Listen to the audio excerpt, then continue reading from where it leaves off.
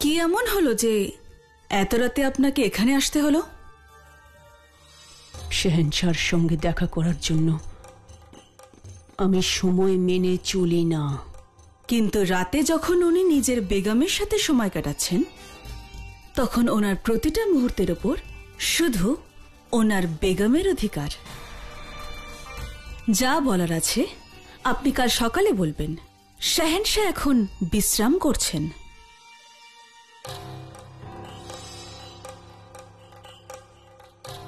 যেটা আপনি ভালো মনে করেন। খুদা হাফেজ। খুদা হাফেজ।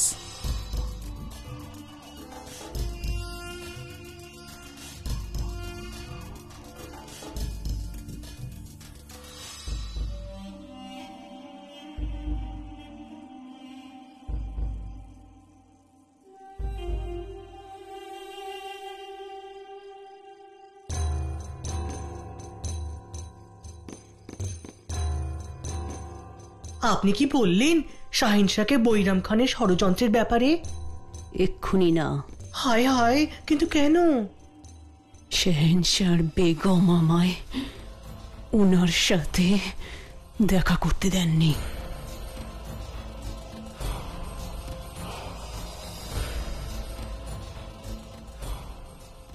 এই আংটিটা তোমার তো অনেকদিন ধরেই পছন্দ, তাই না? মাঝে মাঝে আমি আপনার কথা বুঝতেই পারি না, কিন্তু এটার জন্য আপনাকে অনেক অনেক অনেক ধন্যবাদ। ধন্যবাদ। হায় হায় আল্লাহ, বিষ! জাহিরের জন্য। জাহির? জাহিরকে এই বিষ তুমি দেবে। আমি? আর দোষ পড়বে বৈরাম খানের ওপর। আর শেহেনশাহর কাছে এই খবরটা কেন পৌঁছয়নি তার দায় তো বেগম রোকেয়া এক্ষুনি নিয়ে গেছেন। দেখবে এই বিষ একসঙ্গে তিনজনের কি করে। জাহির, বৈরাম খান আর বেগম রোকেয়া। তুমি শুধু দেখো, কালকের সূর্য একদম অন্যরকম হবে।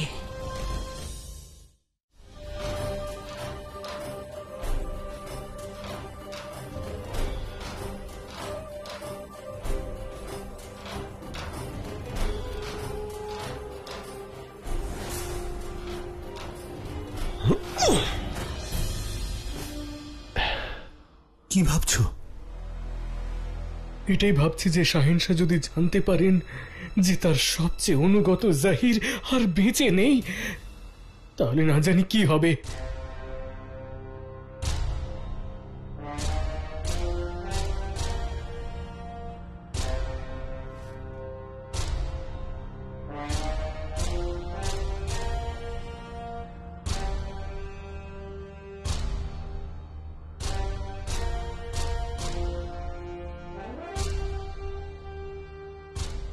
সুবহান আল্লাহ, খুব ভালো।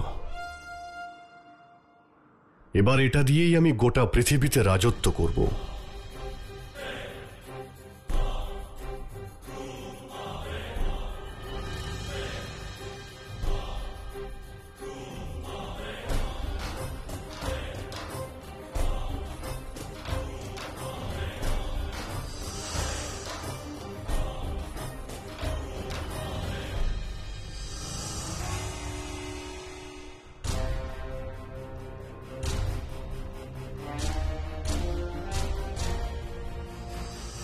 তুমি কি শাহেনশাহর নিশানাকে ভরসা করতে পারছো না? না হুজুর, তা নয়। তাহলে এটা কি? এটা ঘাম। তুমি কিন্তু আমাকে অপমান করছো। যদি আমার নিশানা ভ্রষ্ট হয় আর তোমার প্রাণটা চলে যায়, এটা ভেবেই তুমি ভয় পাচ্ছ, তাই না? না হুজুর। ভরসার মানে কি তুমি বোঝো? জাহিরকে ডেকে আনো।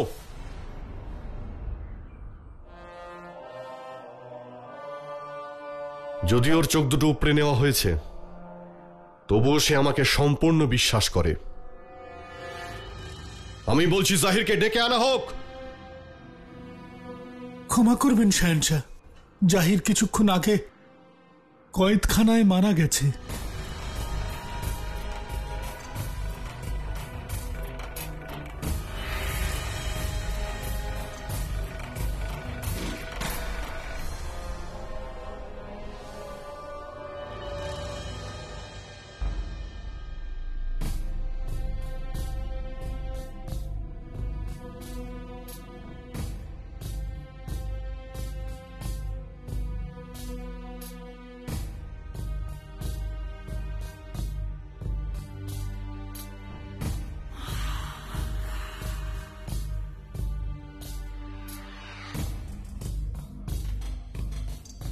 জাহিরকে বন্দি করার হুকুম কে দিয়েছে? ওয়াজিরে আলা।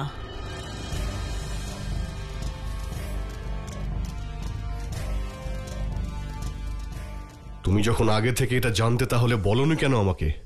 সেই সময় তুমি বেগমের সঙ্গে শয়নকক্ষে ছিলে, আর উনি আমাকে তোমার কাছে পৌঁছতে দেননি। আমি বিশ্বাস করি না, ও এটা করতেই পারে না।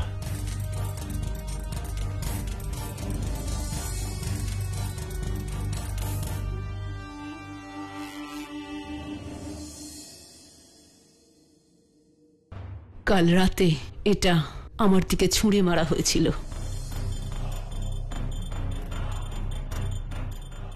এটা নিয়ে আমি চিন্তিত নই, কিন্তু জাহিরের মৃত্যুর জন্য আমি চিন্তিত। রোকেয়া বেগমকে এখনই আমার সামনে হাজির করা হোক।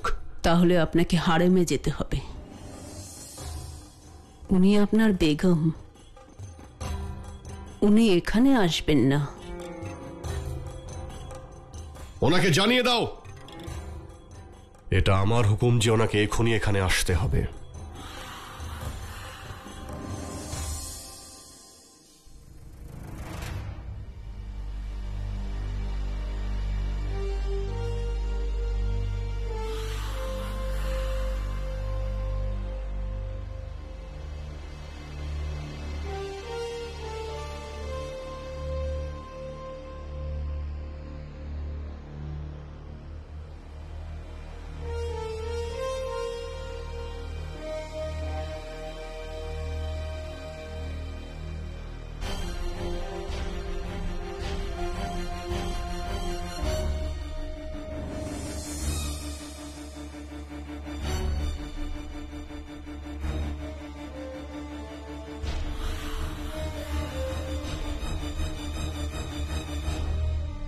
তুমি কি বড় আম্মিকে আমার কাছে আসতে না দেওয়ার স্পর্ধা দেখিয়েছিলে?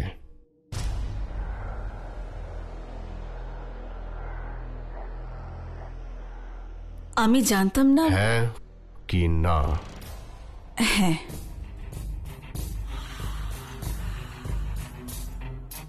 তোমার এই দোষের জন্য একজনের জীবন চলে গেছে। যদি আমি ঠিক সময় জানতাম তাহলে হয়তো ওকে বাঁচাতে পারতাম।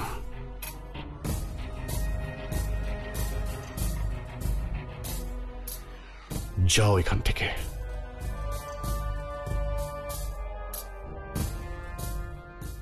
বললাম চলে যাও এখান থেকে।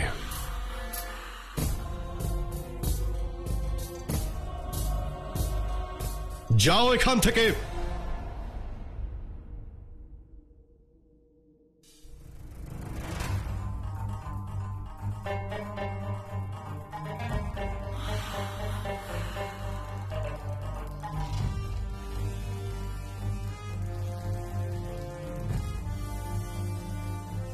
ওয়াজিরে আলাকে এখানে হাজির করা হোক।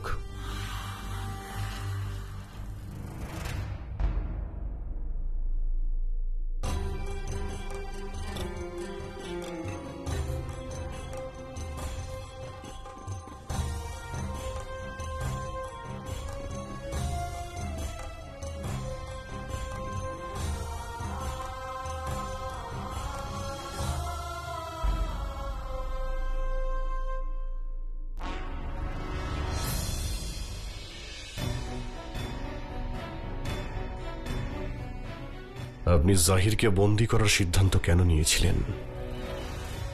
তুমি যখন 14 বছরের ছিলে তখন থেকেই সমস্ত সিদ্ধান্ত আমি নিয়ে এসেছি। তোমার পিতা আমাকে তোমাকে রক্ষা করবার দায়িত্ব দিয়েছিলেন। তোমাকে আমি আমার সন্তানের মতোই বড় করেছি। আমি এমন কোনো সিদ্ধান্ত নেব না যাতে তোমার কোনো ক্ষতি হয়। আপনার কি এটা মনে হয় না আপনি জাহিরের সঙ্গে যা করেছেন তা একদমই ঠিক করেননি? একদমই নয়। জাহির সব জায়গায় রটিয়ে বেড়াচ্ছিল যে আমি নাকি এই সাম্রাজ্যটা চালাচ্ছি, আর শাহেনশাহ আমার হাতের পুতুল মাত্র। এবার তুমিই বলো, আমার সিদ্ধান্ত কি ভুল ছিল? আর যদি ধরে নিই জাহির আত্মহত্যা করেছে, তবে সেটা তার নিজের সিদ্ধান্ত। তোমার আর আমার মধ্যে যে বিষ ঢালতে চাইবে তার পরিণতি এই রকমই হবে। আমি সেটাই করেছি যা ওয়াজিরে সালতানাতের করা উচিত।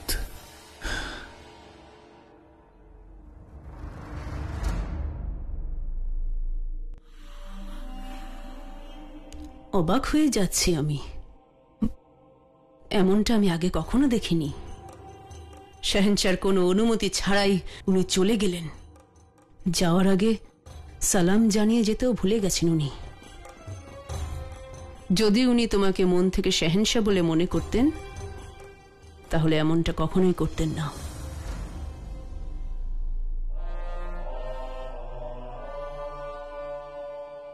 আমার জীবনে মাত্র 3 জনেরই গুরুত্ব রয়েছে, খান বাবার, রোকেয়া বেগমের আর তোমার। রোকেয়া আর খান বাবার সঙ্গে আমার এইভাবে কথা বলাটা উচিত হয়নি। যতই হোক ওদের জন্যই আজ আমার সবকিছু।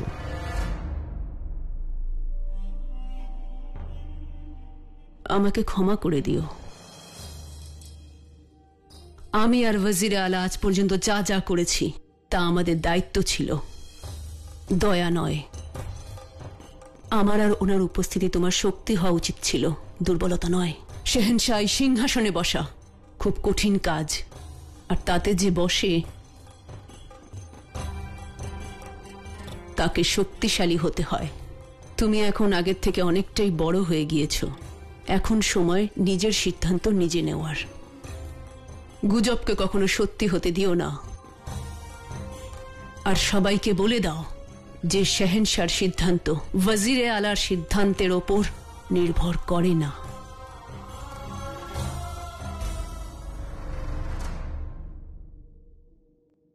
তুমি খুব দক্ষতার সাথে দায়িত্বটা পালন করেছো রেশম। আমি খুশি হয়েছি। এই নাও, জাহির মারা গিয়েছে। তার মারা যাওয়ার কারণ সে নিজেও জানতে পারল না। ধন্যবাদ, কিন্তু এর পুরো কৃতিত্ব আপনারই প্রাপ্য। আজ আপনি এক ঢিলে 3টি পাখি মারলেন। রোকেয়া বেগম।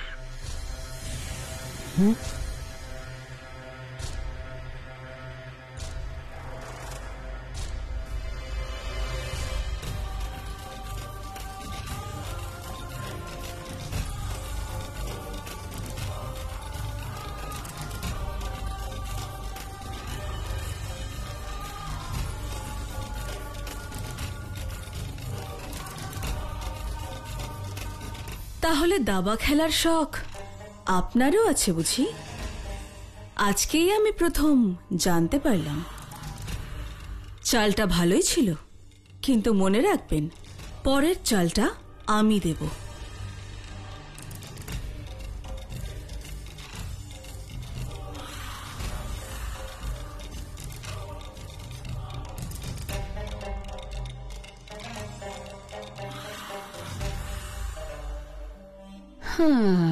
রাজকীয় দাবা খেলায় তুমি এখনো শিশু রোকেয়া বেগম,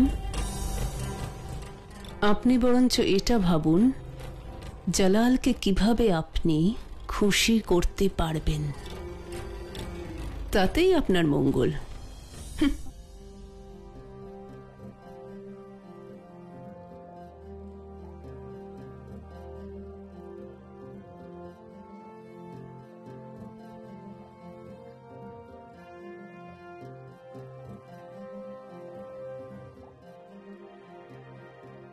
গোলাপের পাপড়ি এত কম কেন? আর চন্দন কোথায়? শাহেনশার পছন্দের সুগন্ধির গন্ধ পাচ্ছি না কেন? যাও এক্ষুনি গিয়ে এগুলোর বন্দোবস্ত করো।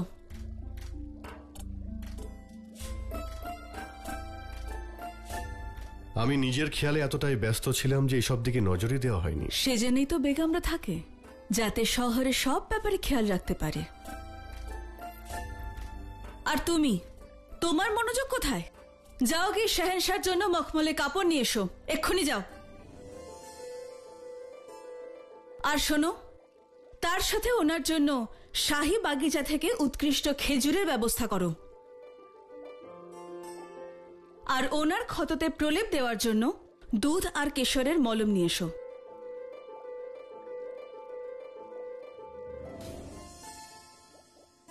রোকেয়া,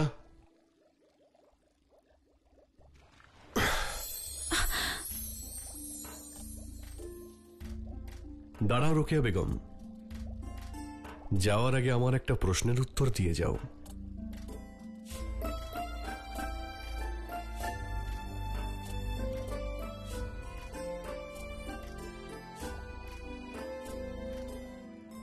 আমি জানি তুমি আমার উপর রেগে আছো, তাহলে তুমি আমার স্নানের আয়োজনের দিকে এত খেয়াল রাখছো কেন? সবার সামনে আপনি ভুলতে পারেন যে আমি আপনার বেগম, কিন্তু আপনার প্রতি আমার দায়িত্ব আমি কখনো ভুলতে পারি না। সেই জন্যই এখন বেগমের কাছে এই শাহেনশা নিজের ভুলের জন্য ক্ষমা চাইছে। হায় আল্লাহ, এসব কি বলছেন আপনি? ক্ষমা তো আমার চাওয়া উচিত। আমি ঘটনার গুরুত্বটাই বুঝতে পারিনি, আর মহামঙ্গাকে দেখেও আমার মনে হয়নি যে এর সাথে কারো জীবন মৃত্যু জড়িত। অপরাধের জন্য ক্ষমা চাইছি। আপনার কাছে একটা আর্জি ছিল, আর আমার বিশ্বাস আছে যে আপনি সেই আর্জি অবশ্যই পূরণ করবেন। বলো। আজকের পর আপনি কখনো প্রকাশ্যে আমাকে বকবেন না। আপনার আর আমার সম্পর্ক এতটাও দুর্বল নয় যে সামান্য বিষয় ভেঙে যাবে। কিন্তু হ্যাঁ, এইসব ঘটনায় অনেকেই আমাদের ব্যাপারে কথা বলার সুযোগ পেয়ে যাবে। কার এত বড় সাহস যে আমার বেগমের দিকে চোখ তুলে তাকাবে? আমি জানতাম আমি আজও আপনার প্রিয়তম বেগম, তাই সবাইকে তার প্রমাণ দিতেই এখানে এলাম। আমি ভাবলাম আমার জন্যই এসেছো। আমি আপনার জন্য কেন আসবো? ঠিক এই কারণের জন্যই তুমি আমার সবচেয়ে প্রিয় বেগম রোকেয়া। তবে আমি তোমায় একটা সত্যি কথা বলবো, জাহিরের মৃত্যুতে আমি নিজেকে সামলাতে পারিনি। তোমায় ওইভাবে বলা উচিত হয়নি আমার। আর আমার এক ছোট্ট ভুলকে আপনি অপরাধ ভেবে ফেললেন। এসবের জন্য দায়ী কিন্তু মহামাঙ্গা। ওনার জন্যই এইসব। দেখো, আমি বড় আম্মির বিরুদ্ধে একটা কথাও শুনতে চাই না। কেন শুনবেন না? আপনি এদের সবাইকে আপনার জীবনের ওপর নিয়ন্ত্রণ করার অধিকার দিয়েছেন। আমার জীবনটা তো শুধু একজনই চালনা করতে পারে। কে? তুমি। আমি আমার ছোটবেলার বন্ধুকে কথা দিচ্ছি, আমার জীবনে যতজন বেগমই আসুক না কেন, আমার প্রিয় বেগম রোকেয়া কিন্তু তাদের সবার উপরে থাকবে। তুমি তো ভালো মতোই জানো যে আমার হৃদয় নেই, কিন্তু আমার মাথায় শুধু আর শুধুই আমার রোকেয়া বেগমই রাজত্ব করবে। কারণ কখনো কেউই আমার রোকেয়া বেগমের জায়গা নিতে পারবে না।